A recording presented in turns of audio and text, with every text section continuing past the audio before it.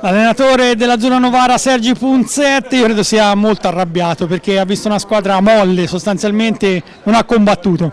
Ciao, buonasera. Sì, è certo vero che abbiamo trovato un Follonica di un altissimo livello, sicuramente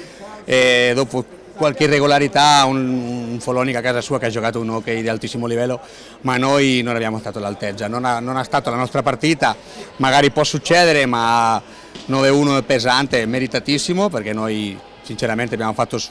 qualche errore anche in difesa, in attacco, abbiamo faltato un po' di tutto.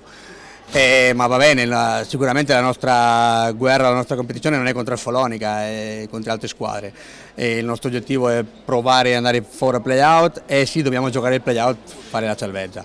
Questa è la strada giusta, non dobbiamo neanche pensare a queste cose, ma è vero che oggi per uno come io e anche per i ragazzi, per tutti, è pesante perdere 9-1. Questa esperienza a Novara, ha girato tante squadre, però insomma Novara è una piazza storica, anche se questa società non è quella storica dell'Hockey Novara, però insomma rimane un tempio dell'Hockey. Sì, no, io con la società e a Novara mi trovo benissimo, è una società piccola che sta crescendo con tantissima volontà di farlo bene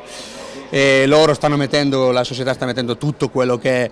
può per dargli il lavoro e dopo sono persone che lasciano lavorare perché questa stagione non sta andando, diciamo,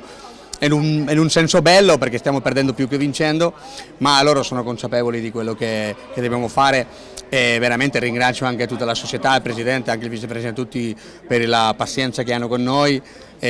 ma è per questo che io a certe volte mi arrabbio perché io quello che voglio è ritornare tutta la fiducia e anche il suo lavoro in pista vincendo e fare tutto il massimo per lasciare la Azzurra Novara in A1.